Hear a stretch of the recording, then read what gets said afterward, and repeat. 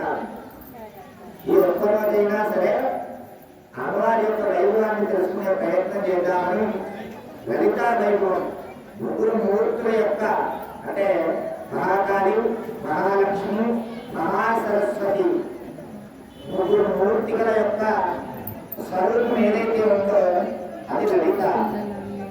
అలాంటి లలిత వైభవాన్ని మనం చెప్పుకునే ప్రయత్నం చేద్దామని ఈరోజు ఈ లలిత వైభవం అనేటటువంటి కార్యక్రమాన్ని మనం పెట్టుకున్నాం.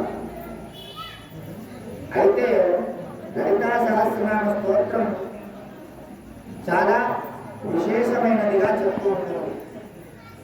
అయితే అన్ని సహస్రనామాలలో చాలా వ్యాస ప్రోక్తాలు ఉంటూ ఉంటాయి.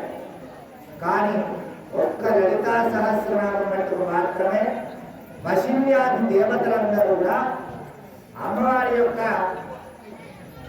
మాహత్యాన్ని చెప్పడం జరిగింది.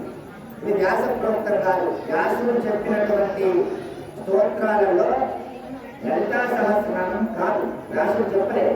ఇది వశిన్యాది దేవతలందరూ కూడా అమ్మవారిని ఉద్దేశించి బ్రహ్మాండ పురాణంలో అందించినారు.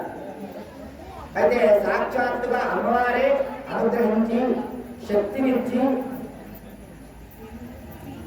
ఫలశ్రుతి చెప్పింది.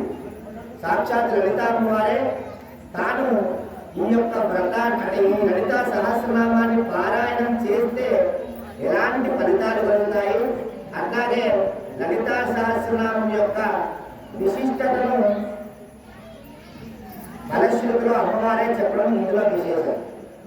అట్లాంటి ఈ లలితా సహస్రనామము ఆవిర్భావాన్ని యొక్క మహత్యాన్ని తెలుసుకునే ప్రయత్నం చేయడానికంటే ముందు మనం తెలుసుకోవాలని ఒక విశేషమైన విషయం ఉంది.